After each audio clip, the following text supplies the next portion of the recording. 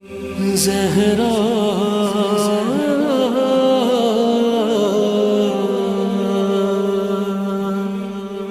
الجنة للموحدين والنار للملحدين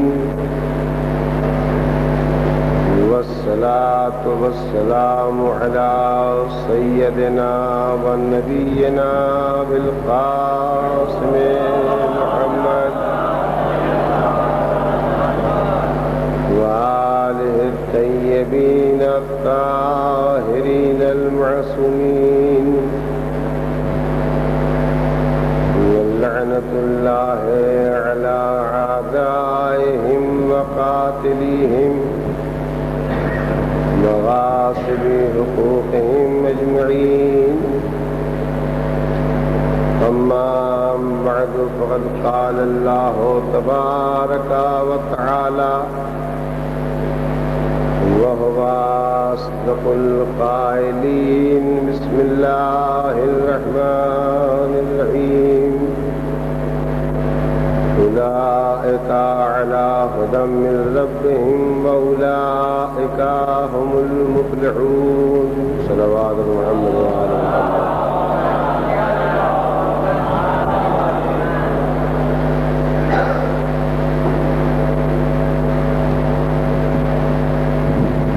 کچھ لوگوں کے لیے اللہ کا ارشاد ہے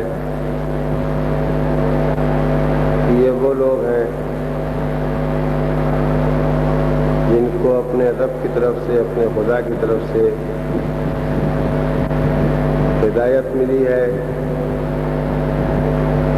اور یہی وہ لوگ ہیں جو نجات پانے والے ہیں.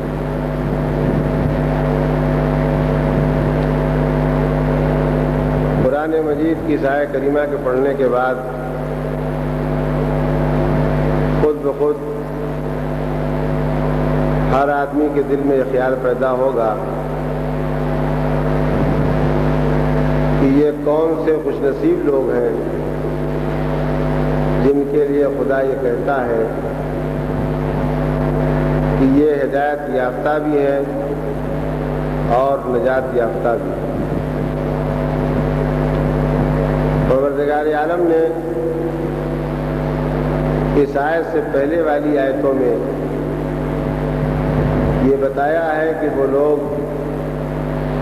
جن کو اپنے رب کی طرف سے ہدایت ملی ہے اور جو نجات پانے والے ہیں، یہ وہ لوگ ہیں جو متقی ہیں، پرہیزگار ہیں.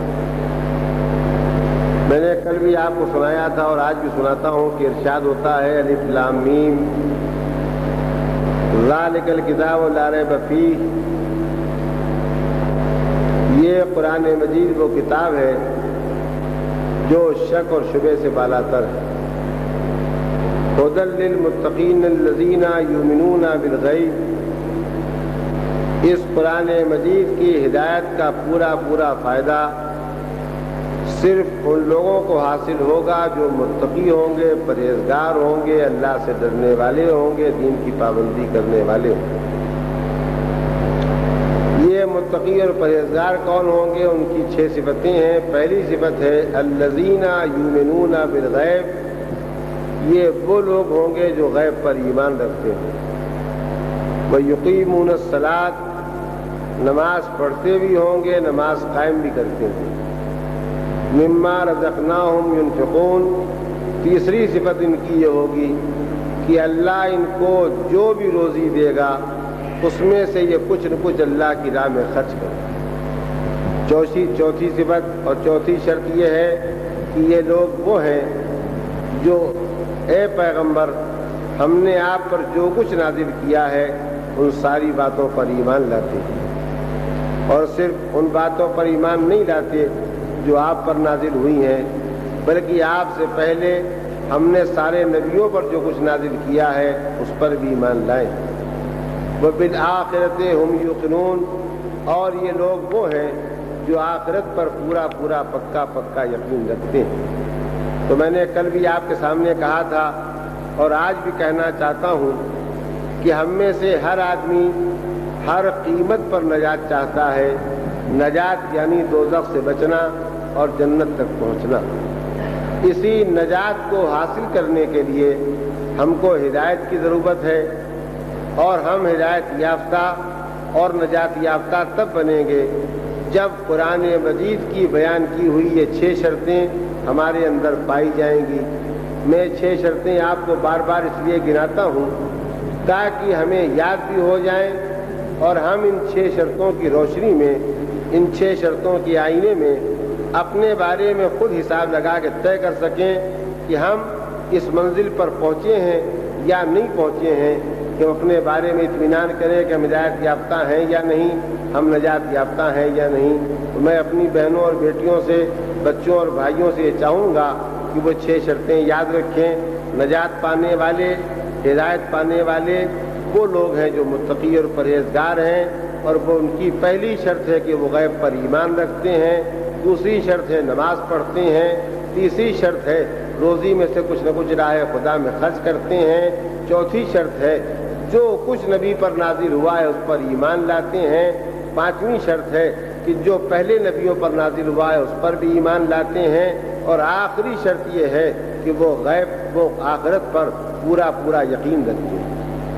میں نے جو باتیں آپ کو سنائی ہیں ان میں سے آج پہلی بات کی تشریح آپ کے سامنے عرض کرنا چاہتا ہوں کہ کوئی آدمی نجات یافتہ بننا چاہتا ہے، ہدایت یافتہ بننا چاہتا ہے، تو اس کو اپنے اندر یہ 6 شرطیں پیدا کرنا پڑیں گی، جن کی پہلی شرط ہے الذین یؤمنون بالغیب۔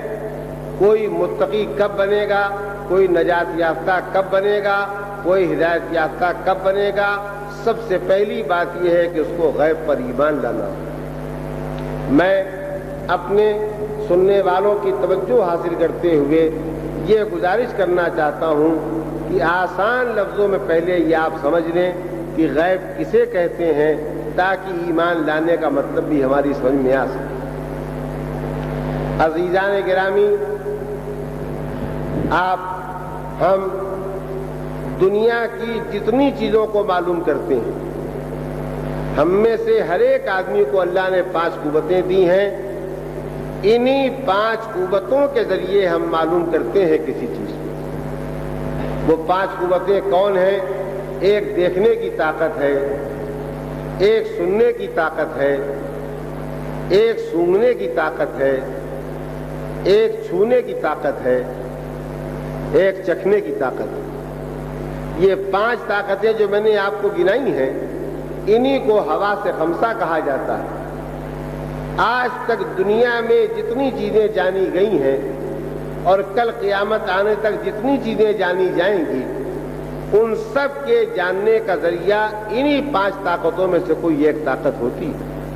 یا اس کو ہم دیکھ کے معلوم کرتے ہیں، یا اس کو ہم سن کے معلوم کرتے ہیں، یا اسے ہم سونگ کے معلوم کرتے ہیں، یا اسے ہم چکھ کے معلوم کرتے ہیں، یا اسے ہم چھو کے معلوم کرتے ہیں۔ میں اپنے بچوں کو خاص طور سے متوجہ کرنا چاہتا ہوں کہ کل کے مقابلے میں آج کی سائنس کی دنیا نے اگر لاکھوں گنا ترقی کی ہے، تو اس کے بعد اس بات کو یاد رکھیے گا کہ ہماری ساری ترقی کی آخری حد یہ ہے کہ ہم نے جتنی چیزیں ایجاد کی ہیں وہ ان 5 طاقتوں کی مددگار چیزیں ایجاد کی ہیں، کوئی چھٹی طاقت ہم نے ایجاد نہیں کی۔ مثالوں میں بات کہنے کی ضرورت نہیں ہے، بات اتنی صاف اور واضح ہے کہ آپ اسے آسانی کے ساتھ محسوس کر سکتے ہیں۔ یعنی کل ہم فقط وہیں تک دیکھ سکتے تھے جہاں تک ہماری آنکھ دیکھتی تھی، لیکن آج سائنس نے ایسی چیزیں ایجاد کر دی ہیں کہ ہم زمین پر بیٹھے ہوئے چاند کو دیکھ سکتے ہیں، اس کے آگے جانے والے سیاروں کو دیکھ سکتے ہیں۔ زمین کی چیزوں کا دیکھنا تو کچھ مشکل نہیں ہے، لیکن میں اپنے سمجھدار مجمع سے ایک کے لیے توجہ چاہوں گا کہ سائنس نے دیکھنے کے ذرائع اتنے فراہم کر دیے ہیں کہ ہم چاند اور چاند کے آگے تک دیکھ لیں، مگر کب دیکھ لیں گے؟ جب ہمارے پاس آنکھ ہوگی۔ جس کے پاس خدا نخواستہ آنکھ نہیں ہے وہ نہیں دیکھ سکتا۔ معلومات سائنس نے جتنی چیزیں پیدا کی ہیں، اس نے دیکھنے کی طاقت کی مددگار چیزیں پیدا کی ہیں۔ دیکھنے کی طاقت پیدا کرنا یہ سائنس کے بس کی بات نہیں۔ میں اپنے بعض سمجھدار بچوں کی اس ناسمجھی کو دور کرنا چاہتا ہوں کہ سائنس کے ذریعے یہ ممکن ہے کہ ایک آدمی اندھا ہو گیا ہو، ایک آدمی نابینا ہو گیا ہو، اس کی آنکھ ضائع ہو گئی ہو، لیکن ہم کسی مرنے والے یا کسی زندہ انسان کی آنکھ لے کر کے اس کی آنکھ میں لگا دیں اور اس آنکھ کو فٹ کر دیں، نندا پھر سے دیکھنے لگے۔ لیکن یاد رکھیے گا، ہم نے آنکھ ہی دیکھی ہے اور آنکھ ہی کے ذریعے دیکھا ہے، آنکھ بنانے کی طاقت ہمارے پاس نہیں۔ تو میں مثالوں میں آپ کا زیادہ وقت خرچ نہیں کرنا چاہوں گا، بلکہ یہ کہنا چاہوں گا کہ کل ہم صرف وہیں تک دیکھ سکتے تھے جہاں تک ہماری آنکھ دیکھ سکتی ہے۔ آج سائنس نے اگر ہم کو ہزاروں اور سینکڑوں میل تک کی چیزیں دکھا دی ہیں، تبھی دیکھنا ممکن ہے جب ہمارے پاس آنکھ ہو۔ بس اس ایک مثال کے ذریعے آپ پہچان لیں گے کہ اب تک انسان نے جتنی چیزیں معلوم کی ہیں، پھر سے سبق کو میرے بچے یاد رکھیں گے کہ وہ 5 طاقتیں خدا نے ہم کو دی ہیں جن کے ذریعے ہم چیزوں کو معلوم کرتے ہیں: دیکھ کے، سن کے، چکھ کے، چھو کے، سونگ کے۔ اگر یہ آپ نے 5 باتیں یاد کی اور میری اس بات کو بھی آپ نے محسوس کر لیا کہ سائنس نے جتنی مدد کی ہے وہ ان طاقتوں کی مدد کی ہے، ان طاقتوں کی ایجاد نہیں کی ہے، ان طاقتوں کا دینے والا خدا ہے، ان طاقتوں کو دینے والی سائنس نہیں ہے۔ اب میں اپنے موضوع کی طرف آپ کو متوجہ کر کے کہنا چاہتا ہوں کہ نجات پانے والے، ہدایت پانے والے قرآن مجید کی روشنی میں وہ لوگ ہیں جن کی پہلی صفت یہ ہے کہ یہ وہ متقی لوگ ہیں جو غیب پر ایمان رکھتے ہیں۔ تو غیب کسے کہتے ہیں اسے آپ پہلے پہچان لیں، اسی کے سمجھانے کے لیے میں نے بات کہنا چاہی۔ 5 چیزیں جو میں نے آپ کو گنائی ہیں، ان 5 طاقتوں کے ذریعے جو کچھ ہم معلوم کر سکتے ہیں وہ ظاہر ہے، وہ غیب نہیں ہے۔ لیکن کوئی ایسی چیز جو ان 5 طاقتوں کے ذریعے بھی نہ معلوم کی جا سکتی ہو، اس کا نام غیب ہے۔ میں آپ کی خدمت میں یہ گزارش کروں کہ ہم آپ خوجہ مسجد میں بیٹھ کے کیا دیکھ سکتے ہیں کہ پالا گلی کے ناکے پر کون کھڑا ہے؟ نہیں دیکھ سکتے۔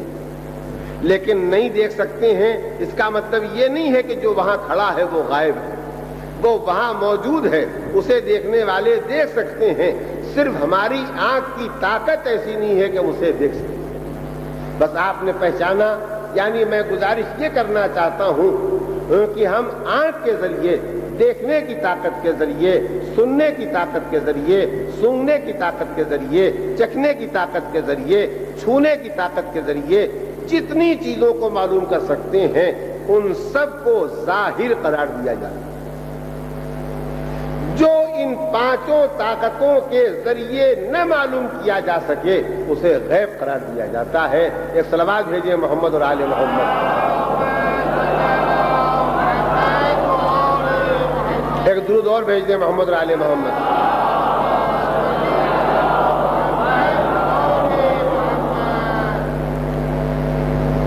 تو خود بخود ایک سوال سامنے آتا ہے، اور وہ سوال یہ آتا ہے کہ جب ہم چھو کے نہیں دیکھ سکتے، جب ہم دیکھ کے نہیں معلوم کر سکتے، جب ان 5 طاقتوں کے ذریعے ہم معلوم نہیں کر سکتے، تو پھر کون سا ذریعہ ہے جس کے ذریعے سے ہم معلوم کر سکتے؟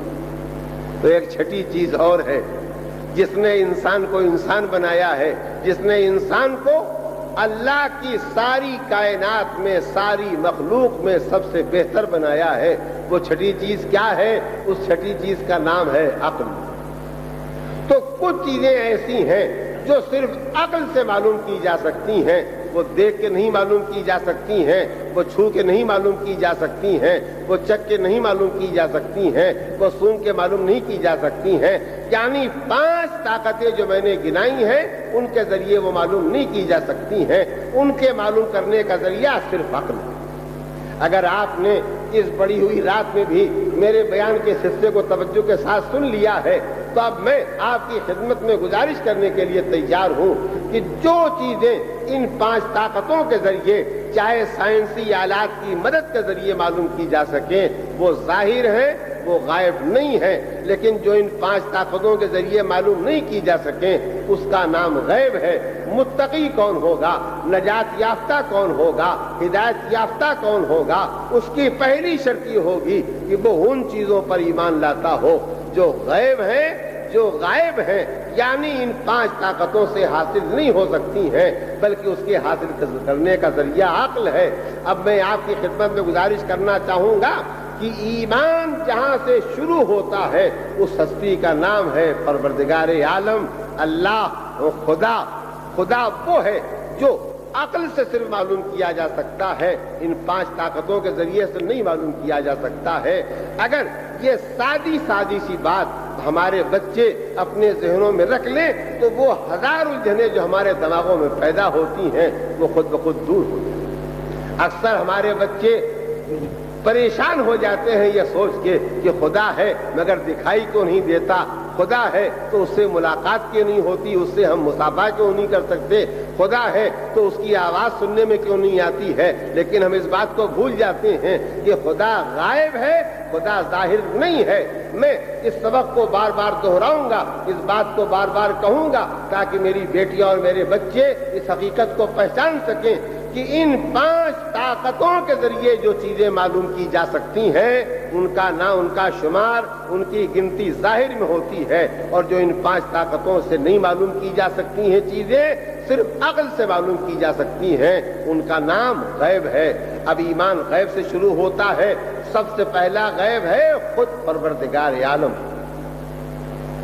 اس کے بعد ہم دوسرے نمبر پر ایمان لاتے ہیں نبی پر اور نبوت پر، 1,24,000 نبیوں پر، جس میں آخری نبی حضور سرور کائنات جناب محمد مصطفیٰ صلی اللہ علیہ وسلم۔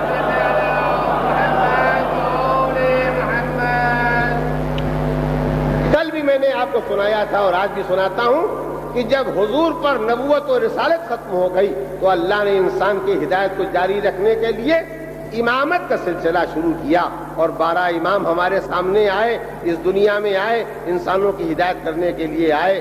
11 اس میں سے شہید ہو گئے، 12ویں آج زندہ ہیں، موجود ہیں، پردہ غیبت میں۔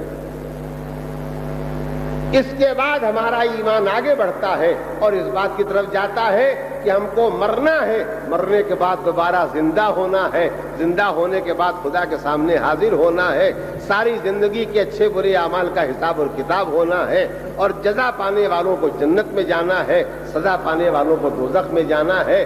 میں یہاں پر آپ کی خدمت میں گزارش کرنا چاہتا ہوں کہ غیب پر ایمان لانا، یہ غیب پر ایمان لانا پہلی شرط ہے۔ یہ غیب کہاں سے شروع ہوتا ہے؟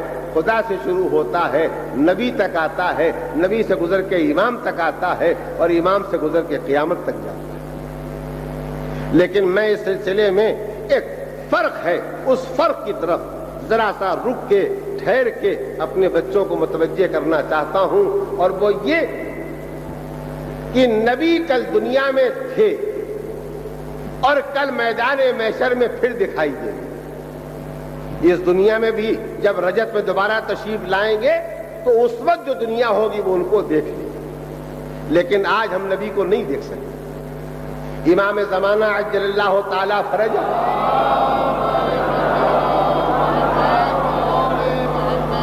اسی دنیا میں موجود ہیں، لیکن وہ ہم ان کو نہیں دیکھ سکتے۔ یہ فرق میں کیوں عرض کر رہا ہوں؟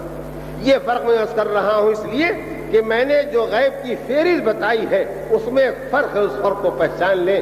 یعنی کبھی نبی غائب تھے، پھر نبی کبھی حاضر ہوئے، ظاہر ہوئے۔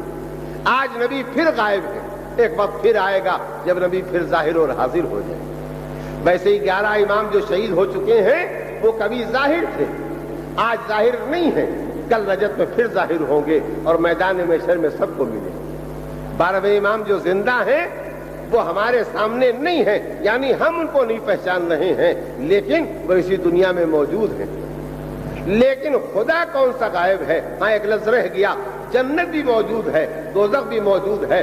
قرآن مجید کے بیان کے مطابق جنت کو پیدا نہیں ہونا ہے، دوزخ کو پیدا نہیں ہونا ہے، جنت پیدا ہو چکی ہے، دوزخ بنایا جا چکا ہے، ہمارے سامنے موجود نہیں ہے۔ تو میں فرق بتانا چاہتا تھا کہ میرے بچے اس فرق کو محسوس کر لیں کہ نبی ظاہر تھے اور غائب ہیں، پھر ظاہر ہوں گے، پھر غائب ہوں گے۔ امام ظاہر تھے، غائب ہیں، پھر ظاہر ہوں گے، پھر غائب ہوں گے۔ جنت دوزخ آج ہماری نگاہوں سے غائب ہے، لیکن کل ہمارے سامنے آ جائے گی۔ لیکن خالص غائب، محض غائب، جس میں کہیں سے کوئی جز شامل نہیں ہے ظاہر ہونے کا، وہ ذات پروردگار عالم ہے۔ نہ وہ کبھی دیکھنے میں آئی ہے، نہ وہ کبھی دیکھنے میں آئے گی۔ اس فرق کو یاد رکھیے گا، یعنی الذین یؤمنون بالغیب، وہ لوگ جو ہدایت یافتہ ہیں، وہ لوگ جو نجات یافتہ ہیں، جو ان کی پہلی شرط ہے کہ وہ غیب پر ایمان لاتے ہیں۔ یہ غیب پر ایمان لانے والے سب سے پہلے خدا پر ایمان لاتے ہیں۔ تو میں نے آپ کے سامنے جو باتیں کہی ہیں، میں ان کو دہراتا اس لیے ہوں کہ میری محنت ضائع نہ ہونے پائے اور آپ کی یادداشت میں بات محفوظ رہے۔ ایمان شروع ہوتا ہے غیب سے۔ غیب کسے کہتے ہیں؟ اس کو کہتے ہیں جو ظاہر نہ ہو۔ ظاہر کسے کہتے ہیں؟ جو 5 طاقتوں کے ذریعے معلوم کیا جا سکے، دیکھنے کی طاقت سے، سننے کی طاقت سے۔ میں 5 طاقتیں بار بار گنا چکا ہوں، گنانے کی ضرورت نہیں۔ لیکن جو ان طاقتوں سے نہیں معلوم کیا جا سکے، وہ ظاہر نہیں ہے، وہ غیب ہے، وہ غائب ہے۔ اس پر ایمان لانا، وہاں سے ایمان شروع ہوتا ہے۔ اس غیب کی 2 قسمیں ہو گئی ہیں۔ ایک وہ ہے جو کبھی ظاہر تھے، آج ظاہر نہیں ہے۔ ایک خدا ہے جو ہمیشہ سے غائب تھا، ہمیشہ غائب رہے گا۔ ایک صلوات بھیج دیں محمد اور آل محمد۔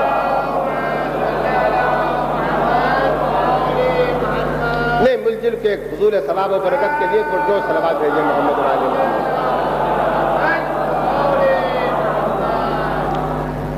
لیکن اسی کے ساتھ ساتھ ایک بڑی نازک منزل سے قریب ہونا چاہتا ہوں، اور میں امید کرتا ہوں کہ مجھے ضرورت نہیں پڑے گی کہ میں زیادہ تشریح کے ساتھ آپ کی خدمت میں بات عرض کروں، بلکہ آپ متوجہ ہو جائیں۔ ابھی تک میں نے آپ کی خدمت میں یہ فرق عرض کیا ہے کہ کل نبی تھے سامنے، آج سامنے نہیں ہے۔ کل امام تھے سامنے، آج سامنے نہیں ہے۔ کل جنت تھی، آج ہمارے سامنے جنت دوزخ سامنے نہیں ہے، کل سامنے ہو جائے گی۔ لیکن ایک لفظ ہے جس کی طرف میں پڑھنا چاہتا ہوں، اور آہستہ آہستہ اس لیے پڑھنا چاہتا ہوں کہ بات ذرا سی مشکل ہے۔ بس بات یاد رکھیے گا، جہاں راستہ چوڑا ہوتا ہے، مین روڈ ہوتی ہے، وہاں آدمی آسانی کے ساتھ گزر جاتا ہے، لیکن جہاں راستہ پتلا ہو جاتا ہے وہاں سنبھل کے چلنا پڑتا ہے۔ تو یہ ذرا جگہ سی پتلی آ رہی ہے، اس لیے میں چاہتا ہوں کہ یہاں سے ذہنوں کو پاس کرنے میں مجھے دقت محسوس نہ ہو۔ بس یاد رکھیے گا، نبی پر ایمان لانا یعنی نبوت پر ایمان لانا، امام پر ایمان لانا یعنی امامت پر ایمان لانا۔ توجہ چاہوں گا، نبی پر ایمان لانا یعنی نبوت پر ایمان لانا، امام پر ایمان لانا یعنی امامت پر ایمان لانا۔ آپ کہیں گے یہ کون سی خاص بات ہے جس کو تم بار بار دہرا رہے ہو؟ نہیں، بڑی خاص بات ہے۔ وہ یہ کہ جو نبی کو نبی نہیں مانتے تھے، جو امام کو امام نہیں مانتے تھے، جب ان کے زمانے میں نبی موجود تھے، امام موجود تھے، تو ان کے سامنے ان کا جسم مبارک ضرور موجود تھا، مگر وہ نبی کو نبی نہیں مانتے تھے۔ کیوں؟ اس لیے کہ نبوت کا اقرار نہیں تھا۔ امام کو امام نہیں مانتے تھے، امامت کا اقرار نہیں تھا۔ میں اس منزل تک اس لیے لایا ہوں تاکہ میں اپنے بچوں سے یہ کہہ سکوں کہ نبی ظاہر ہو سکتا ہے، نبوت کبھی ظاہر نہیں ہوتی ہے۔ امام ظاہر ہو سکتا ہے، امامت کبھی ظاہر نہیں ہو سکتی ہے۔ تو یؤمنون بالغیب کا مطلب یہ ہے کہ اس خدا پر ایمان لانا ہوتا ہے جو صرف عقل سے پہچانا جا سکتا ہے، حواس خمسہ ظاہریہ سے نہیں پہچانا جا سکتا ہے۔ وہ غائب تھا، غائب ہے اور غائب رہے گا۔ ویسے یہ بھی یاد رکھیے گا، جس میں نبی ظاہر ہو سکتا ہے لیکن نبوت ظاہر نہیں ہوگی۔ جس میں ایمان ظاہر ہو سکتا ہے، امامت ظاہر نہیں ہوگی۔ ہم کو ظاہر جسم پر ایمان نہیں لانا ہے، بلکہ امامت پر ایمان لانا ہے اور نبوت پر ایمان لانا ہے۔ نبوت اور امامت ہمیشہ غائب ہی رہے گی۔ نبوت چھو کے نہیں معلوم ہوگی، نبوت سون کے نہیں معلوم ہوگی، نبوت چک کے نہیں معلوم ہوگی، نبوت چھو کے نہیں معلوم ہوگی، نبوت بھی عقل ہی کے ذریعے معلوم ہوگی۔ لہذا پہچانیے، جیسا غیب خدا ہے ویسے ہی غیب نبوت بھی ہے، ویسے ہی غیب امامت بھی ہے۔ الذین یؤمنون بالغیب، وہ لوگ جو ہدایت یافتہ ہیں، وہ لوگ جو نجات یافتہ ہیں، ان کی پہلی شرط یہی ہے، ان کی پہلی شرط یہی ہے کہ وہ غیب پر ایمان لاتے ہیں، یعنی اس خدا کو مانتے ہیں جو صرف عقل کے ذریعے پہچانا جاتا ہے، نہ کبھی ظاہر ہوا ہے نہ کبھی ظاہر ہو سکے گا۔ وہ اس نبی کی نبوت پر ایمان لاتے ہیں کہ نبی ظاہر ہوگا، نبوت ظاہر نہیں ہوگی، عقلی سے پہچانی جائے گی۔ وہ اس امام کی امامت پر ایمان لاتے ہیں کہ امام ظاہر ہوں گے، امامت ظاہر نہیں ہو سکے گی۔ ایک صلوات بھیج دیں محمد اور آل محمد۔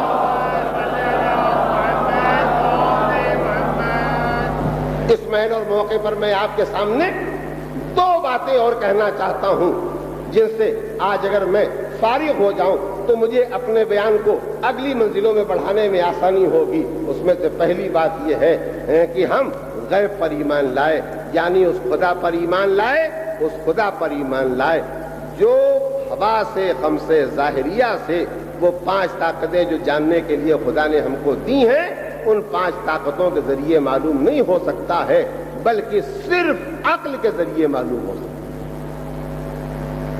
آپ کہیں گے یہ بات تو تم کہہ چکے تھے، دوبارہ کیوں کہہ رہے ہیں؟ دوبارہ میں اس لیے کہہ رہا ہوں، اب تک جو میں نے باتیں کہی ہیں یہ ذرا ان سے بھی زیادہ مشکل بات ہے، لیکن اگر آپ اسے آسان سمجھیں تو آسان ہے اور مشکل سمجھیں تو مشکل ہے۔ اور میں آسان کا راستہ بتا دوں، ایک مرتبہ مشکل کشا کا نام لے کر سنیے، انشاءاللہ مشکل آسان ہو جائے گی۔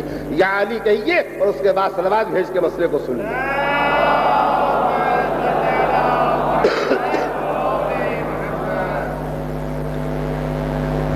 جب صرف عقل سے خدا معلوم ہو سکتا ہے تو ہم خدا کے بارے میں اپنے دماغ میں نہ کوئی تصور قائم کر سکتے ہیں، نہ کوئی تصویر قائم کر سکتے ہیں۔ میں جانتا ہوں کہ وہ مجلس جو 11 بجے رات کو ہو، اس میں ایسے تذکرے بیان کرنا کسی سمجھدار ذاکر کے لیے مناسب نہیں ہے، لیکن میں تو پیدائشی ناسمجھ ہوں۔ میرا کام ہے بات کو سمجھانا، اور میری دعا ہوتی ہے خدا سے کہ پالنے والے مجھے بیان کرنے کی توفیق دے دے اور سننے والوں کو بطفیل محمد اور آل محمد سمجھنے کی توفیق۔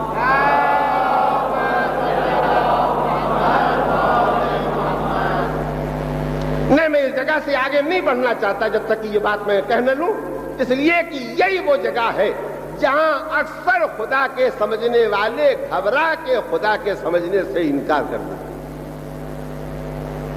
میں نے آپ کے سامنے جو بات بار بار دہرائی وہ یہی کہ صرف عقل سے خدا معلوم ہو سکتا ہے، جو اللہ نے دنیا کی ساری چیزوں کے جاننے کی 5 طاقتیں ہم کو دی ہیں، ان کے ذریعے سے خدا نہیں معلوم ہو سکتا۔ تو بس یاد رکھیے گا، تصویر کس چیز کی ہم دماغ میں قائم کر سکتے ہیں اور تصور کس چیز کا ہم دماغ میں قائم کر سکتے ہیں۔ تصویر ہم اس چیز کی قائم کر سکتے ہیں جس کی جیسے کوئی چیز ہم نے دی، جس کی جیسی ہم نے کوئی چیز دیکھی ہو۔ میں امریکہ نہیں گیا ہوں، میں نے واشنگٹن نہیں دیکھا ہے، میں نے نیو یارک نہیں دیکھا، میں رشیا نہیں گیا ہوں، میں روس نہیں گیا ہوں، میں نے ماسکو نہیں دیکھا، لیکن میں یہاں اپنے دماغ میں ماسکو کا، نیو یارک کا، واشنگٹن کا تصور بھی قائم کر سکتا ہوں اور تصویر بھی قائم کر سکتا ہوں۔ کیوں؟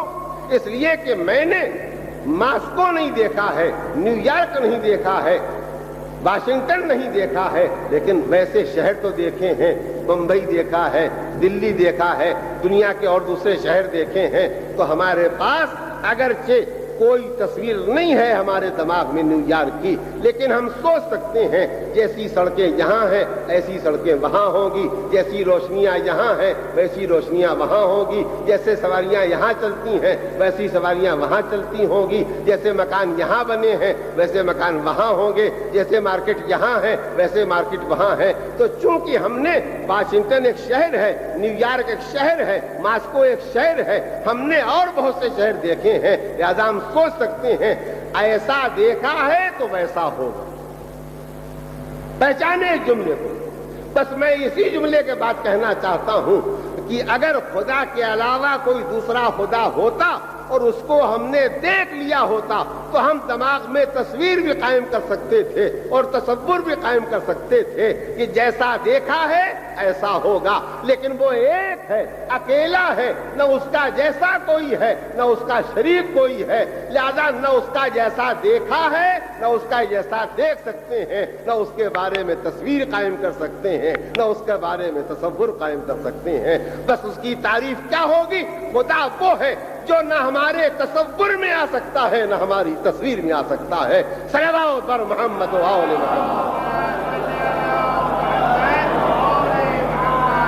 مولائے کائنات امیر المومنین علی بن ابی طالب علیہ السلام۔ نہج البلاغہ میں ارشاد فرماتے ہوئے جگہ پر فرمایا کہ خدا کی توحید کے معنی یہ ہے کہ تم خدا کے بارے میں واہمے کی طاقت کے ذریعے، وہم کی طاقت کے ذریعے نہ کوئی تصویر پیدا کرنے کی کوشش کرو اور نہ کوئی تصور پیدا کرنے کی کوشش کرو۔ میں آپ کے سامنے اس منزل سے گزر جاتا، جلدی سے گزر جاتا، لیکن میں اس منزل پر رکا ہوں اور آپ کو روکے ہوئے اس لیے ہوں کہ کم سے کم الذین یؤمنون بالغیب کی جب بسم اللہ اور ابتدا ہو رہی ہے تو ہمارے ہر سننے والے بیٹی اور بہن اور بچے اور نوجوان اور بھائیوں کا دماغ مطمئن ہو جائے کہ ہم نے اس خدا کو مانا ہے جو صرف عقل سے معلوم ہو سکتا ہے، اس لیے کہ غیب کہتے ہی اسے ہے جو عقل سے معلوم ہو سکے، جو حواس خمس ظاہریہ سے معلوم ہو سکے۔ وہ ظاہر ہے، وہ غائب نہیں ہے۔ غائب وہ ہے جو دنیا کی ان 5 طاقتوں کے ذریعے نہ معلوم ہو سکے بلکہ عقل کے ذریعے معلوم ہو سکے، اور وہ غائب ایسا غائب ہے کہ ہمیشہ سے غائب ہے، ہمیشہ غائب رہے گا۔ تو اس کا جیسا ہم نے نہیں دیکھا ہے، لہذا نہ دماغ میں اس کی تصویر قائم کر سکتے ہیں نہ اس کا تصور قائم کر سکتے ہیں، بلکہ اس کی پہچان یہ ہے کہ جو ہمارے تصور میں نہیں آ سکتا وہ خدا۔ میں اس بات کو آپ کے سامنے کئی مرتبہ کہہ چکا، لیکن آگے کیوں نہیں بڑھا ہوں؟ ایک لفظ اپنے بچوں کو دینا چاہتا ہوں اور اس کو چاہتا ہوں کہ اس کی قدر و قیمت پہچانیے۔ اچھا ٹھہریے، تھوڑی دیر کے لیے ہم نے کوشش کی کہ ہم آنکھ بند کر کے اور خدا کے بارے میں سوچیں کہ خدا ایسا ہو۔ ایک تصور ہم نے قائم کیا، ایک تصویر ہم نے قائم کی، جیسی بھی تصویر بن سکی بنائیے۔ آپ سوچ سکتے ہو، آپ سوچئے، میری بیٹیاں سوچ سکتی ہوں وہ سوچیں، بہنیں سوچ سکتی ہیں وہ سوچیں۔ میں آپ سے جب آپ دماغ میں کوئی تصویر یا تصور خدا کے بارے میں قائم کر لیں تو ایک سوال کرنے جا رہا ہوں، بڑا باریک سوال ہے، بڑا لطیف سوال ہے، بڑا مزیدار سوال ہے، بڑا لذیذ سوال ہے۔ وہ یہ کہ خدا نے ہم کو پیدا کیا ہے یا ہم نے خدا کو پیدا کیا؟ ہر معمولی سمجھ کا بچہ کہے گا جس نے ہم کو پیدا کیا ہے وہ خدا ہے، جس کو ہم پیدا کریں گے وہ خدا۔ اس بات کے سمجھنے میں دقت تو نہیں ہو رہی؟ نہیں، پھر سے ایک مرتبہ سن لیجئے، جس نے ہم کو پیدا کیا ہے وہ خدا ہے، جسے ہم پیدا کریں گے وہ خدا۔ یہ مسجد ہم نے بنائی ہے، یہ قالین ہم نے بنایا ہے، یہ مائک ہم نے بنایا ہے، یہ ممبر ہم نے بنایا ہے، یہ وائر ہم نے بنایا ہے، یہ راڈ ہم نے بنایا ہے، یہ بلب ہم نے بنایا ہے، یہ کیمرہ ہم نے بنایا ہے۔ تو یہ ہماری پیدا کی ہوئی چیزیں ہیں، یہ خالق نہیں بن سکتی، یہ ہمارا خدا نہیں بن سکتی۔ ہمارا خدا کون ہے؟ جس کو ہم نے نہیں بنایا ہے بلکہ اس نے ہم کو پیدا کیا ہے۔ اگر میرے بچوں نے، میری بیٹیوں نے خاص طور سے اس لفظ کو پوری مضبوطی کے ساتھ محفوظ کر لیا اپنے دماغ میں، اور میں کہنا چاہتا ہوں ہم نے آنکھ بند کی اور آنکھ بند کر کے خدا کے بارے میں ایک تصویر قائم کی، ایک تصور قائم کیا۔ یہ میں اس لیے بھی کہنا چاہتا ہوں کہ ہمارے بچوں کو کالجوں میں جانا پڑتا ہے تو دو لفظیں کبھی کبھی ان کے کانوں میں پڑتی ہیں کہ دھیان اور گیان سے کام لو تاکہ خدا دماغ میں آ جائے۔ تو لیجئے آلتی پالتی مار کے ہم بیٹھ گئے، آنکھیں ہم نے بند کر لی، اللہ کے تصور میں ڈوب گئے، ہم نے تصویر قائم کی، تصور قائم کیا۔ لیکن میں آپ کے سامنے ایک لفظ کہنا چاہتا ہوں، ہمارے دماغ میں جو خدا کی تصویر پیدا ہوئی یا تصور پیدا ہوا، اس تصویر و تصور کو ہم نے اپنے دماغ میں پیدا کیا ہے یا نہیں؟ ہر بچہ آسانی کے ساتھ سمجھے گا ہمارے دماغ میں جو تصور پیدا ہوا ہے اس کو ہم نے پیدا کیا ہے، ہمارے دماغ میں جو خدا کی تصویر پیدا ہوئی ہے وہ ہم نے پیدا کی ہے۔ اور ابھی بات طے ہو چکی ہے، جسے ہم پیدا کرے وہ خدا نہیں ہے، جو ہم کو پیدا کرے وہ خدا ہے۔ تو ہم دماغ میں جو کچھ پیدا کریں گے وہ ہمارا مخلوق ہوگا، ہمارا خالق کیسے ہوگا؟ الذین یؤمنون بالغیب، غیب پر ایمان لانے والے وہ ہوتے ہیں جو اس خدا کو مانتے ہیں جو نہ دماغ میں آ سکتا ہے، نہ وہم میں آ سکتا ہے، نہ گمان میں آ سکتا ہے، نہ اس کا فوٹو کھینچ سکتا ہے، نہ اس کا جیسا تصور قائم ہو سکتا ہے، نہ اس کی تصویر قائم ہو سکتی ہے۔ بس اس کے بارے میں معصوم نے ہماری رہبری کی ہے۔ کیا رہبری کی ہے؟ آج ہی کل میں نے یہ حدیث پڑھی، میں آپ کی خدمت میں اس کا ترجمہ عرض کرتا ہوں۔ معصوم نے ارشاد فرمایا خدا کو پہچاننا ہے تو خدا کی مخلوق میں اسے دیکھو، خدا کی مخلوق میں اسے دیکھو، خدا نے جو چیزیں پیدا کی ہیں ان کے ذریعے خدا کو پہچانو۔ جب تم کسی چیز کو زندہ دیکھو تو خود پہچانو، اگر کوئی زندہ نہیں ہے تو زندگی اس کو دی کس نے؟ اگر تم کسی چیز کو پیدا ہو کر کے اس میں دیکھو اس میں باریکیاں ہیں تو پہچانو پیدا کرنے والا کتنا بڑا عالم ہے جس نے ایک چھوٹی سی چیز میں اتنی باریکیاں پیدا کر دی ہیں۔ تو معصوم نے کہا اگر تم خدا کو سمجھنا چاہتے ہو تو مخلوق اس کی پیدا کی ہوئی چیزوں کے ذریعے سے خدا کو پہچانو۔ اور اس کے بعد فرمایا ہرگز خبردار اللہ کی ذات کے بارے میں غور نہ کرنا، اللہ کی مخلوق کے بارے میں سوچو گے تو ہدایت پاؤ گے، خدا کی ذات کے بارے میں سوچو گے تو گمراہ اور تباہ و برباد ہو جائے۔ میں آپ کے سامنے فقرہ کیا پڑھتا ہوں قرآن مجید کا، اولئک یہ وہ لوگ ہیں علی ھدی من ربہم جن کو ان کے رب کی طرف سے ہدایت ملی ہے، وہ اولئک ھم المفلحون، اور یہی وہ لوگ ہیں جو خدا کی طرف سے ہدایت یافتہ ہونے کے بعد نجات یافتہ ہیں۔ یہ نجات یافتہ ہدایت یافتہ کون ہیں؟ جن کی پہلی شرط یہ ہے کہ وہ غیب پر ایمان لاتے ہیں۔ سب سے پہلا غیب کون ہے؟ غیب کی تعریف میں نے آپ کو یاد کرا دی ہے۔ غیب وہ ہے جو صرف عقل سے معلوم کیا جا سکے، ان 5 طاقتوں کے ذریعے نہ معلوم کیا جا سکے۔ سب سے پہلا غیب کون؟ ذات پروردگار عالم۔ تو میں یہ چاہتا تھا کہ میں آپ کو پورے طور پر اس بات پر مطمئن کر دوں کہ خدا کے وجود کو ہم سمجھ سکتے ہیں، مگر اس کی ذات کو سمجھنے کی کوشش کریں گے تو ہم تباہ ہو جائیں گے، ہم برباد ہو جائیں گے، ہم گمراہ ہو جائیں گے۔ جتنے فلسفی گمراہ ہوئے وہ اس لیے گمراہ ہوئے کہ وہ خدا کو اس کی مخلوق کے ذریعے پہچاننے کے بجائے خدا کی ذات کو سمجھنے کی کوشش کر رہے تھے۔ میں اپنی بات کو، اسی کہی ہوئی بات کو ایک مرتبہ پھر ایک مثال سے سمجھانا چاہتا ہوں۔ میرے بچے اس مثال کو سنیں اور بات کو سمجھیں، لیکن ایک بات یاد رکھیے گا، مثال ہمیشہ مثال ہوتی ہے، وہ 100% منطبق نہیں کی جا سکتی ہے۔ اگر مثال کو آپ 100% منطبق کریں گے تو پھر بات خراب ہو جائے گی، بات گمراہی کی ہو جائے گی، بات ضلالت کی ہو جائے گی۔ مثال سے فائدہ حاصل کیا جا سکتا ہے، مثال کو بالکل منطبق نہیں کیا جا سکتا۔ خدا کو اس کی مخلوق کے ذریعے پہچاننا ممکن ہے، معصوم یہ کہتے ہیں خدا کو پہچانو مخلوق خدا کے ذریعے، مگر خدا کی ذات کے بارے میں کبھی غور نہ کرو ورنہ ہلاک ہو جاؤ گے، تباہ ہو جاؤ گے، گمراہ ہو جاؤ گے۔ ذہن الجھ سکتا ہے جب خدا کو اس کی مخلوق کے ذریعے پہچان سکتے ہیں تو خدا کو اگر پہچاننے کی کوشش کریں گے تو گمراہ کیوں ہو جائیں گے؟ یہ رات ہے کہ نہیں؟ اس وقت رات نہیں. رات ہونے کی سب سے بڑی دلیل یہ ہے کہ اگر میں ذرا سی تقریر ڈھیلی کر دوں تو آپ سو سکتے ہو. رات کے معنی کیا ہے؟ رات کے معنی یہ ہے کہ اس وقت سورج دکھائی نہیں دے رہا. دن کب ہوگا؟ جب سورج دکھائی دے گا, جب سورج نکل آئے گا. یہ ساری روشنیاں گل کر دی جائیں گی, اس لیے کہ وہ نکل آیا جو ذرے ذرے تک روشنی پہنچا رہا ہے. آج اس تیز روشنی میں بھی ہم جن چیزوں کو نہیں دیکھ سکتے ہیں اس کو دن میں دیکھ سکتے ہیں یا نہیں دیکھ سکتے. لیکن جو کام رات میں نہیں ہو سکتے ہیں وہ بھی دن میں ہو سکتے ہیں, اس لیے کہ سورج نکل آئے گا.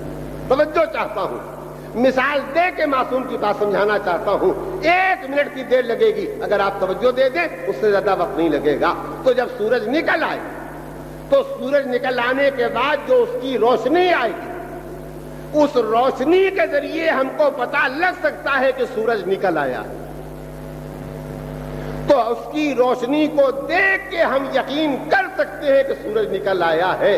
لیکن ہم نے روشنی کے ذریعے سورج کا پتہ لگانے کے بجائے کوشش کی کہ نکلے ہوئے سورج کو خود دیکھ کر کے پتہ لگائے سورج نکلا ہے یا نہیں نکلا ہے. مثالی دے رہا ہوں, 100% منطبق نہیں ہو سکتی ہے, لیکن میں دعوے کے ساتھ کہہ سکتا ہوں اگر ہم نے ایک دن فقط 24 گھنٹے میں 12 گھنٹے دن کے ہوتے ہیں کوشش کی سورج کو دیکھنے کی, تو جب شام آئے گی تو خالی سورج نہیں ڈوبے گا, ہماری دونوں آنکھوں کا سورج بھی ڈوب چکا ہوگا. تو جس سورج کی روشنی سے ہم زندگی بھر فائدہ اٹھا سکتے ہیں, اگر اس سورج کو براہ راست دیکھنے کی کوشش کریں گے تو جو آنکھوں کی طاقت ہے یہ بھی چلی جائے گی.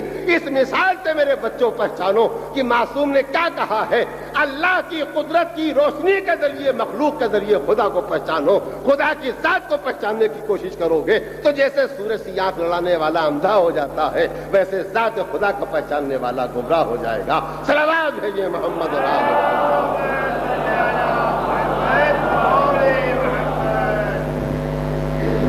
نجات یافتہ ہونے کے لیے, ہدایت یافتہ ہونے کے لیے قرآن مجید کی ان آیتوں نے 6 شرطیں بیان کی ہیں. وہ میں نے 6 گنائی ہیں, کل پھر مجلس شروع کروں گا, پھر گناؤں گا. لیکن پہلی شرط ہے غیب پر ایمان لانا, اور غیب پر ایمان لانے میں سب سے پہلا ایمان کس پر لانا ہے؟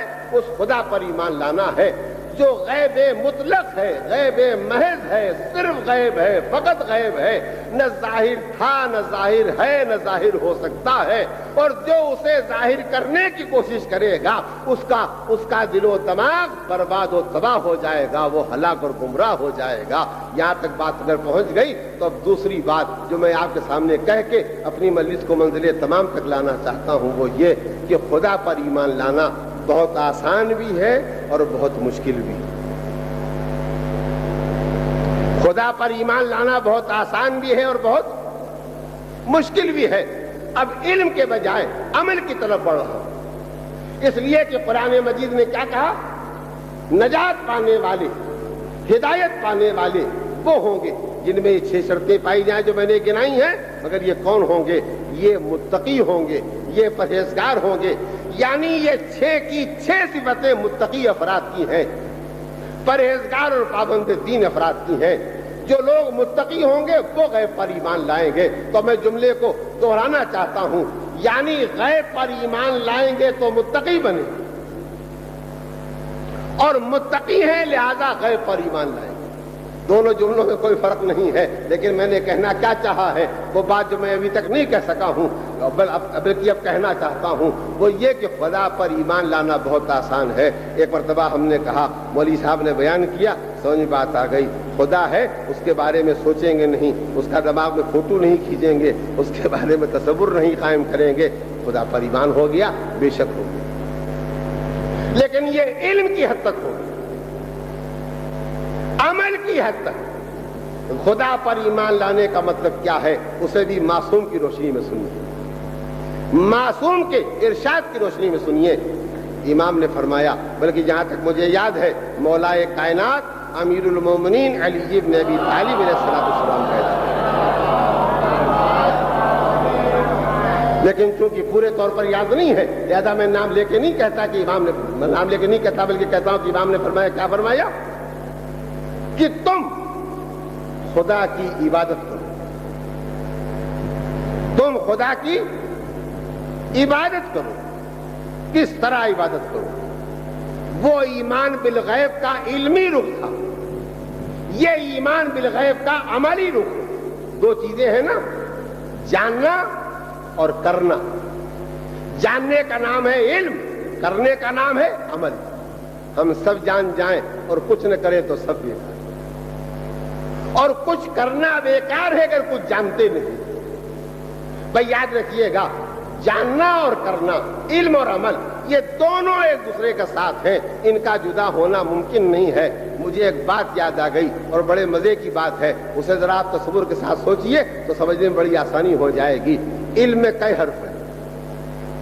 عین، لام، میم. عمل میں کئی حرف؟ عین، میم، لام. یعنی جتنے جو 3 حرف علم میں ہیں وہی 3 حرف عمل میں ہیں. حرف نہیں بدلا ہے، خالی ترتیب بدلی ہے. تو سوچئے جہاں حروف نہیں بدلے ہیں وہ ایک دوسرے سے جدا نہیں ہو سکتے ہیں. جاننا ہے کرنے کے لیے، جاننا ہے کرنے کے لیے، اور کرنا اس لیے ہے کہ ہم جان گئے. تو کوئی گنجائش دنیا علم و دنیا عقل میں اور سمجھداروں کی دنیا میں نہیں ہے کہ صرف جانا جائے کیا نہ جائے، یا صرف کیا جائے اور جانا نہ جائے. اس دنیا میں وہ دونوں گمراہ ہیں جو عمل کرنا چاہتے ہیں علم کے بغیر، یا صرف علم رکھنا چاہتے ہیں عمل کے بغیر. نہیں، مذہب نے کیا کہا ہے؟ مذہب نے یہی کہا ہے کہ نجات یافتہ کون ہوں گے؟ نجات یافتہ کون ہوں گے؟ ہدایت یافتہ کون ہوں گے؟ وہ ہوں گے جو متقی اور پرہیزگار ہوں گے. متقی پرہیزگار کون ہوں گے؟ جو غیب پر ایمان لائیں گے. غیب کون ہے؟ جو عقل سے معلوم ہو سکے، 5 حواس خمسہ سے نہ معلوم ہو سکے. غیب میں سب سے پہلے کون ہے؟ خدا. وہ خدا جو غیب تھا، غیب ہے، غیب رہے گا. اس کے بارے میں جان لیا ہم نے کہ وہ ہے، لیکن اس کے بارے میں عملی زندگی میں ہم خدا پر ایمان رکھتے ہیں یا نہیں رکھتے ہیں. اس حصے کو مجھے سنانا تھا اور اسی کو 2 لفظوں میں آپ کے سامنے واضح کروں معصوم کے ارشاد کی روشنی میں، اور بات مکمل ہو جائے آج کی. امام نے کہا، معصوم نے ارشاد فرمایا، تم خدا کی عبادت کرو، خدا کی عبادت کرو، اور یہ سوچ کے عبادت کرو، یہ سوچ کے عبادت کرو کہ تم عبادت کر رہے ہو اور اسے تم دیکھ رہے ہو. ان کا میں اسی لیے ہوں کہ اس لفظ پر مجمع کو گڑبڑا جانا چاہیے کہ اب تک تو یہ کہتے آئے ہیں کہ خدا دکھائی نہیں دے سکتا ہے، اور اب امام اور معصوم کے قول سے فقرہ نقل کر رہے ہیں کہ تم عبادت کرو، اس طرح عبادت کرو کہ تم خدا کو دیکھ رہے. اس کے بعد امام نے خود ہی اس کی وضاحت کی. کہا ٹھیک ہے تم نہیں دیکھ رہے ہو خدا کو، مگر یہ تو تم کو معلوم ہے کہ خدا تمہیں دیکھ رہا. میں ٹھہر ٹھہر کے بعد اس لیے مکمل کرنا چاہتا ہوں کہ میرے بچوں کو سمجھنے میں دقت نہیں ہو. اب آپ پہچانیے معصوم نے کیوں کہا کہ اگرچہ تم خدا کو نہیں دیکھ سکتے ہو مگر تمہاری عبادت کی منزل یہ ہونا چاہیے کہ جیسے تم کو خدا دکھائی دے رہا ہے اور تم اس کی اطاعت کر رہے ہو. اے میرے مولا، اے میرے امام، میرے معصوم رہبر، آپ جانتے ہیں کہ آپ کے مذہب نے ہم کو یہ بتایا، آپ نے ہمیں بتایا کہ خدا نظر نہیں آ سکتا ہے، پھر آپ یہ کیوں کہہ رہے ہیں خدا کی یوں عبادت کرو جیسے تم خدا کو دیکھ رہے ہو؟ کہا ہم تمہیں پہچانتے ہیں. بھئی یہ آخری بات ہے آج کے بیان کی، اور میں جانتا ہوں مشکل ہے، لیکن میں نے آپ سے پہلے ہی کہا مشکل اسی کے پاس مشکل ہوتی ہے جس کے پاس مشکل کشا نہیں ہوتا ہے، اور ہمارے پاس تو 14 کے 14 مشکل کشا موجود ہیں، لہذا انشاءاللہ کوئی مشکل پیش نہیں آئے گی. میں سوال بھیجے محمد اور آل محمد.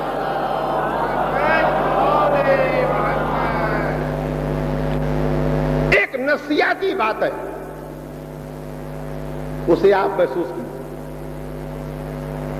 ماں باپ دونوں گھر سے باہر چلے گئے، بچوں کو معلوم ہو گیا کہ نہ ڈیڈی ہے نہ ممی، باپ نہ کباڑ محفوظ ہے نہ بستر اپنی جگہ پر رہ جائے گا، نہ کتابیں رہ جائیں گی. اس لیے کہ نہ کوئی لڑکا اپنی جگہ پر رہے گا، نہ کوئی لڑکی اپنی جگہ پر رہے گی، اس لیے کہ اطمینان ہے کہ نہ ممی ہے نہ توڑ پھوڑ ہنگامہ، یہ پھینک وہ مار۔ یہ ایک مرتبہ محسوس ہوا، کسی نے دروازہ کھولا، بس جیسے ہی محسوس ہوا دروازہ کھولا، دماغ میں فوراً خیال آیا، معلوم ہوتا ممی آ گئی یا ڈیڈی آ گئے، جو جہاں تھے وہیں سے سیدھے ہو گئے۔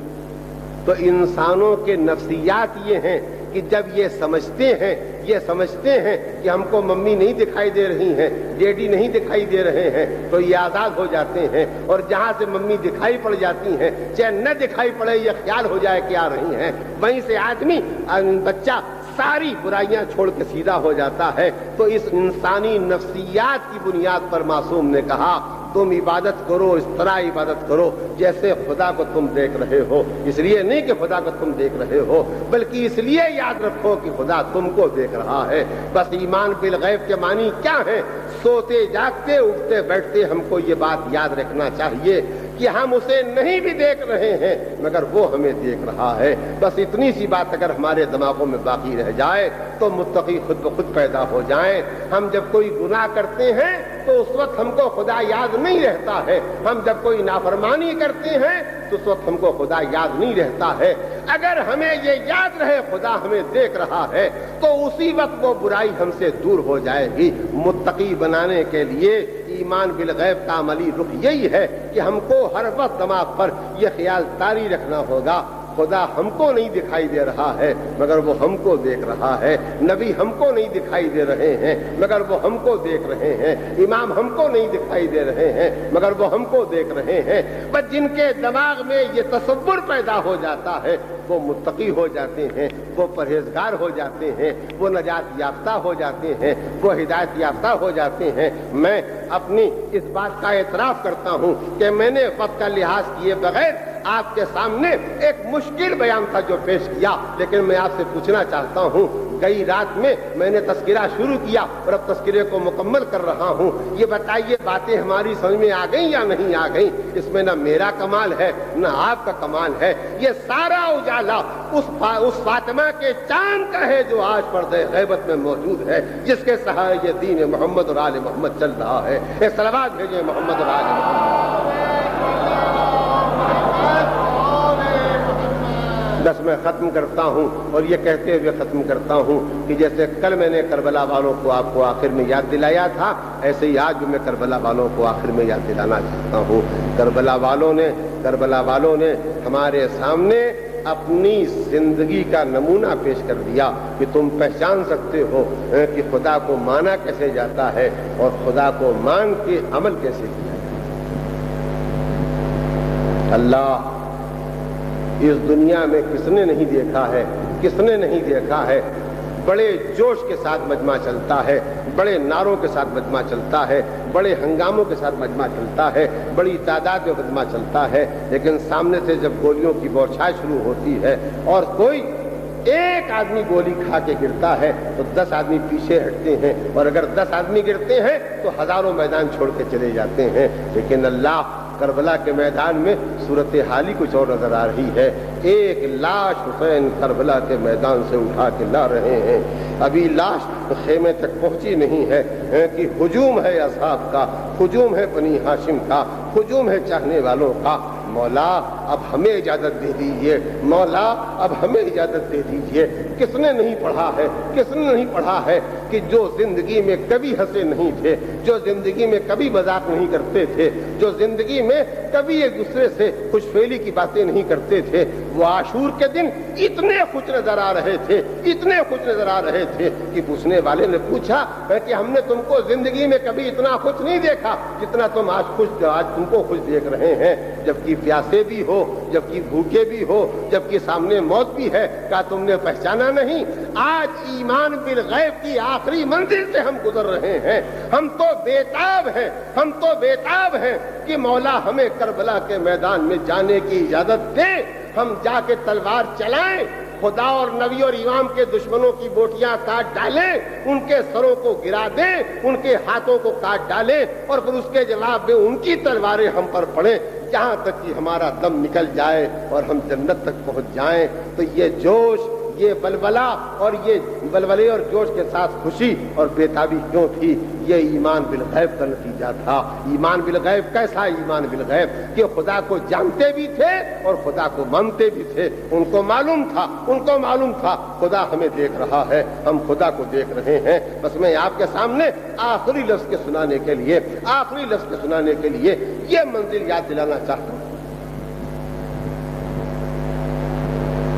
کہ امام حسین علیہ السلام کا قافلہ جب کربلا سے قریب ہو رہا تھا تو ایک چھوٹا سا قافلہ اسی راستے سے اور گزر رہا تھا۔ اس چھوٹے سے قافلے میں 3 آدمی تھے۔ ایک جوان تھا، ایک اس کی وہ بیوی تھی جسے وہ شادی کر کے ساتھ لا رہا تھا، اور ایک اس جوان کی بوڑھی ماں تھی جس نے اپنے جوان کی شادی کر کے اپنی محبت کے، اپنی ممتا کے ارمان نکالے۔ یہ 3 آدمیوں کا چھوٹا قافلہ اس راستے سے گزر رہا ہے جس راستے سے میرے اور آپ کے مظلوم امام کا قافلہ گزر رہا ہے۔ ایک مرتبہ کانوں میں آواز آئی، جانوروں کے بولنے کی آواز آئی، بچوں کے رونے کی آواز آئی۔ ماں نے جوان سے پوچھا ایک بات بتاؤ، یہ راستہ عام قافلوں کے گزرنے کا نہیں ہے اور یہ زمانہ بھی قافلوں کے چلنے کا نہیں ہے، ذرا یہ مجھے بتاؤ کہ کس کا قافلہ گزر رہا ہے؟ ماں کے پوچھنے پر جوان ذرا چپ ہو گیا۔ جب چپ ہو گیا پاپا نے پوچھا تم چپ کیوں ہو گئے ہو، تم مجھے خبر کیوں نہیں بتاتے ہو؟ کہا اماں یہ حسین کا قافلہ، میں یہ سننا تھا کہ حسین کا قافلہ ہے۔ ماں نے کہا میری شہزادی فاطمہ کے بیٹے حسین کا قافلہ، یہ مدینے چھوڑ کے یہاں کہاں آ گئے؟ بیٹے نے سارے حالات بیان کیے کہ حسین مجبور ہو گئے ہیں، حسین سے بیعت کا مطالبہ ہے، حسین دین بچانے کے لیے مدینے سے چل چکے ہیں، مکے سے چل چکے ہیں اور اب جا رہے ہیں۔ بھائی یہ سننے کے بعد ماں کے چہرے کا رنگ بدلا، ماں کا مزاج پہچاننے والا بچہ آگے بڑھا، جوان آگے بڑھا۔ کہا اماں کیا سوچ رہی ہو؟ کہا بیٹا اگر تم نے پوچھا ہے تو میرے دل کی بات تم نے پوچھی ہے تو میرے دل کی بات پوری بھی کر دینا۔ کہا اماں کہو میں تمہارا بیٹا ہوں، تمہارے دل کی بات پوری کروں گا۔ کہا پھر اب میں اپنے گھر نہ جاؤں گا، جب میری شہزادی کا گھر آباد ہوگا تبھی میرا گھر بھی آباد ہوگا، اور اگر میری شہزادی کا گھر خالی اور ویران ہے تو میرا گھر بھی خالی اور ویران رہے گا۔ آپ بغیر نام بتائے بھی پہچان گئے ہیں یہ کون قافلہ ہے۔ جوان کا نام وہب ہے، ایک ان کی ماں ہے، ایک ان کی بیوی ہے۔ میں آپ کو ایمان بالغیب کے علمی اور عملی رخ کو پہچانوانے کے لیے واقعہ سنانا چاہتا ہوں۔ عاشور کے دن مختصر سناتا ہوں تاکہ وقت سے آگے آپ کو زحمت نہ ہونے پائے۔ عاشور کے دن جب وہ وقت آ گیا کہ کربلا میں لاشیں آنے لگیں تو ایک مرتبہ ماں نے اپنے بچے سے کہا کیوں بیٹا تم نہ جاؤ گے کربلا کے میدان میں شہید ہونے؟ کچھ لفظیں ہوتی ہیں جو کتاب کے اندر نہیں ملتی ہیں اور کتاب کے اندر مل سکتی بھی نہیں ہیں، مگر واقعہ خود ان لفظوں کو پیدا کرتا ہے۔ میں مجبور ہوتا ہوں مصائب پڑھتے وقت کہ روایت کے الفاظ کی بجائے واقعے کے الفاظ کو واقعے کی زبان میں پیش کروں۔ بس میں آپ کے سامنے اب جو جملے کہوں گا یہ کتاب کے جملے نہیں ہیں، یہ تصور اور واقعے کے جملے ہیں۔ ماں نے کہا بیٹا کیا تم مجھے شہزادی کے سامنے سرخرو نہ کرو گے؟ میری مجبوری فقط یہ ہے کہ میں عورت ہوں اور میرے مذہب میں عورت پر سے جہاد ساقط ہے۔ اگر میرے لیے جہاد جائز ہوتا میں تم سے نہ کہتی، میں اپنے کو سب سے پہلے فدا کر دیتی، لیکن بیٹا میں ماں ہوں، میں عورت ہوں، تم میرے فرزند ہو اور تم مرد ہو، تم جاؤ جہاد پر، تم شہید ہو، میرا ہدیہ بن جاؤ، میرا نذرانہ بن جاؤ۔ بیٹے نے کہا اماں اگر آپ اجازت دیں تو اتنی اجازت دیں کہ میں بیوی سے رخصت ہو لوں۔ کہا ضرور رخصت ہو، اس کا بھی حق ہے تم پر۔ پہچانیے مذہب آل محمد میں کسی کا حق پامال نہیں کیا جاتا ہے۔ کہا بے شک اس سے رخصت ہو لو، مگر دیکھو اگر روکے تو نہیں رکنا، یہ تعلیم تھی، یعنی ہر ایک کا حق ادا کرو، مگر خدا کے حق ادا کرنے کے ساتھ ساتھ اگر خدا کے حق سے ٹکرا جائے تو پھر کسی بندے کا حق ادا نہیں ہوگا، خدا کا حق ادا ہوگا۔ نکلے، بیوی کو ساتھ لے کے نکلے، اماں سے کہا خدا حافظ، کہا جاؤ بیٹا جلدی جا کے شہید ہو تاکہ مجھے اطمینان ہو جائے کہ میرا خون راہ خدا میں خرچ ہو گیا، میرا دودھ راہ خدا میں خرچ ہو گیا۔ لے کر کے امام کی خدمت میں آئے بیوی کو اور کہا میں کربلا کے میدان میں جانا چاہتا ہوں، یہ میری بیوی ہیں، یہ دو باتوں کی ضمانت چاہتی ہیں۔ کہا کہو کیا کہنا چاہتے ہو وہاں؟ کہا پہلی بات تو یہ ہے کہ یہ کہتی ہیں کہ امام سے یہ کہلوا دو کہ زندگی میں ساتھ نہیں رہ سکے تو جنت میں ہمارا تمہارا ساتھ رہے گا۔ حسین نے کہا بے شک جنت میں تمہارا اور میرا ساتھ رہے گا۔ یہ ہے ایمان بالغیب، یہ ہے ایمان بالغیب۔ اور کہا دوسری بات یہ ہے کہ ان کا کہنا یہ ہے کہ باپ جب تم مر جاؤ گے، شہید ہو جاؤ گے، راہ خدا میں قتل ہو جاؤ گے تو میرے خیمے کی حفاظت کرنے والا کوئی نہ ہوگا، تو مجھے شہزادی زینب کے خیمے میں جگہ دلوا دو تاکہ میں تمہارے بعد اب خیمے میں سکون کے ساتھ بیٹھی رہوں۔ حسین نے کہا جاؤ میری بہن کے خیمے میں جاؤ، مگر یہ تو حسین جانتے تھے وہاں تمہارے بعد تمہاری بیوی کو میری بہن کے خیمے میں پناہ مل جائے گی، لیکن میری شہادت کے بعد میری بہن کو، میری اولاد کو، میری نسل کو، میرے اہل حرم کو، میرے اہل بیت کو کوئی پناہ دینے والا نہ ہوگا۔ میں ختم کرتا ہوں اور ایمان بالغیب کی اس آخری تصویر و تصور کو پیش کر کے ختم کرتا ہوں۔ باپ کربلا کے میدان میں جا کے لڑے، زخمی ہوئے، زخمی ہونے کے بعد دشمن نے ان کا سر کاٹا۔ آخری جملہ سناتا ہوں اور مجلس تمام کے دیتا ہوں، آخری جملہ سنا کے مجلس تمام کے دیتا ہوں۔ میری بیٹیوں، میری بہنوں، میرے بھائیوں، میرے بچوں متوجہ ہو جاؤ۔ ظالم نے سر کاٹنے کے بعد سر ایک مرتبہ خیمے کی طرف پھینکا۔ ماں نے خیمے کا پردہ اٹھایا اور اٹھ کر کے گئی اور جا کے سر اٹھایا، خون صاف کیا، مٹی صاف کی، خاک صاف کی، کلیجے سے لگایا، پیار کیا۔ لال تم نے مجھے کربلا کے میدان میں اس قابل کر دیا کہ کل میں محشر کے میدان میں جانے کے قابل ہو جاؤں۔ اللہ، یہ ہے ایمان بالغیب کی آخری تصویر اس واقعے کے اندر جو میں آپ کے سامنے پیش کر رہا ہوں کہ پھر ایک مرتبہ اسی